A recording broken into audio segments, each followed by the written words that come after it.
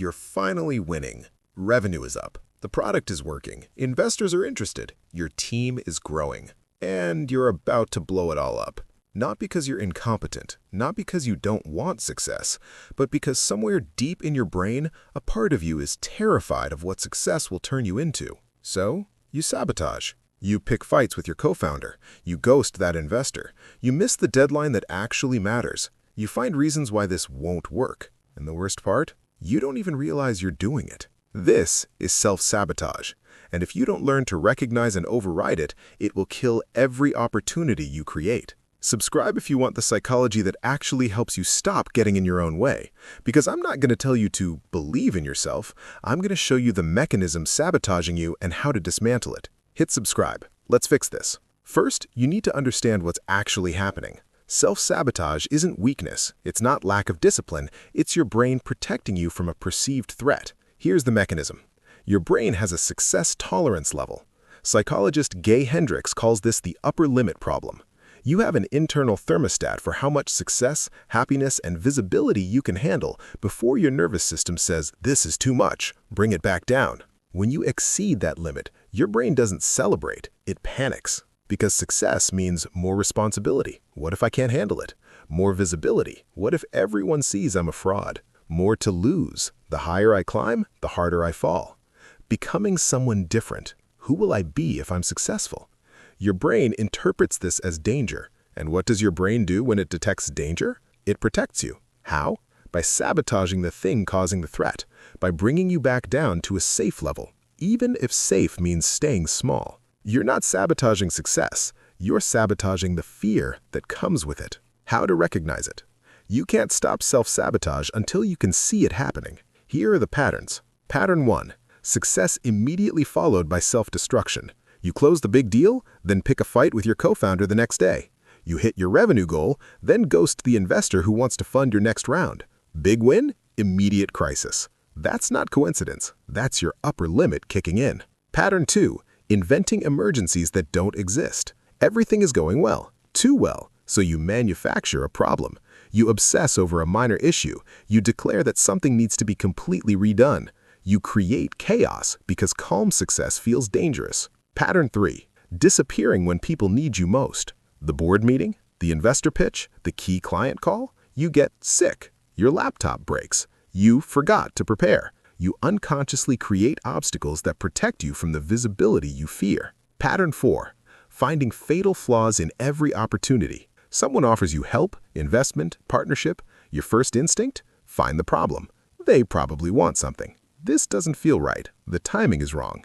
You reject good opportunities before they can work because accepting them would mean you might actually succeed. If you see yourself in any of these, you're self-sabotaging. The question is, how do you stop? Subscribe if you're recognizing these patterns in yourself, because the next part is how to actually override this, not with motivation, not with willpower, with a psychological technique that works. Hit subscribe so you don't miss the rest. Here's the framework. 5 steps. Step 1. Name it when it's happening. The moment you feel the urge to sabotage, say out loud, "I'm hitting my upper limit." Not "I'm stressed," not "this isn't right." Name the actual mechanism. My brain is scared of this level of success and wants to bring me back down. Why this works? Labeling the emotion reduces its power. Neuroscience shows that when you name what you're feeling, your prefrontal cortex activates and your amygdala calms down. You move from reactive to observational. Do this. When you're about to ghost that investor, say out loud, "I'm about to sabotage because I'm scared." Just naming it interrupts the pattern. Step 2. Identify your upper limit trigger. What level of success makes you panic? Is it a specific revenue number? 100K a month feels fine. 500K a month feels dangerous. Is it visibility? Small audience feels safe. 10K followers feels exposed. Is it responsibility? 5 employees feels manageable. 20 employees feels overwhelming. Is it praise? Criticism you can handle. Success you can't. Write down the exact point where success starts feeling like a threat. That's your upper limit. Why this works? You can't expand your tolerance without knowing where your limit is. Once you identify it, you can work on raising it incrementally. Step 3. Separate the feeling from the reality. Your brain says, "This success is dangerous, sabotage it." The reality is, success is not dangerous. The feeling of danger is just your nervous system hitting your limit. When you feel the urge to sabotage, ask yourself if this is actually dangerous or does it feel dangerous? What's the worst that actually happens if I don't sabotage? Am I protecting myself from real threat or from discomfort? Almost always, the answer is you're protecting yourself from discomfort, not danger. Why this works? Self-sabotage feels like self-preservation. Separating the two lets you choose differently. Step 4. Micro-expose yourself to success. Don't try to jump from your current tolerance to massive success overnight. Your nervous system will revolt. Instead, incrementally raise your upper limit. If your revenue limit is $100K a month, don't try to hit $1 million next month. Aim for $120K. Let your nervous system adjust. Then $150K. Then $200K. Slowly expand your tolerance. If visibility terrifies you, don't go from 0 to a huge audience. Start with 100 followers. Get comfortable. Then 500. Then 1,000. Build tolerance gradually. Why this works? Your upper limit is like a muscle. You can't go from lifting 50 pounds to 500 pounds. You build up slowly. Success tolerance works the same way. Step 5. Pre-commit to not sabotaging. Here's the most powerful technique. Before you hit your upper limit, decide what you'll do when the urge to sabotage kicks in. Write this down. When I feel the urge to sabotage specific behavior, I will do specific alternative action instead. Examples. When I feel the urge to ghost the investor, I will text my co-founder, "I'm hitting my upper limit. Keep me accountable."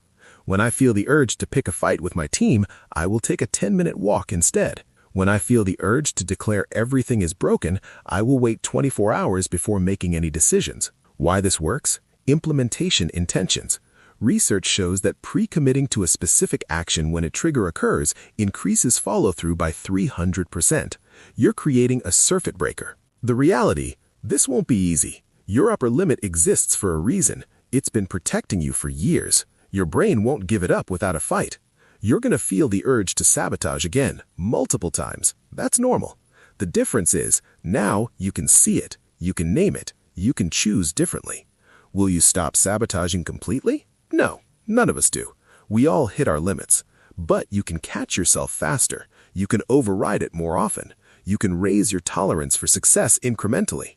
And over time, the level of success that used to terrify you, it'll feel normal. Because your upper limit isn't fixed, it's trainable. The question is, are you willing to do the uncomfortable work of expanding it? Self-sabotage is your brain's misguided attempts to keep you safe. It doesn't mean you're broken. It doesn't mean you don't deserve success. It means you haven't taught your nervous system that success is safe yet. But you can. Name it. Identify your limit. Separate feeling from reality.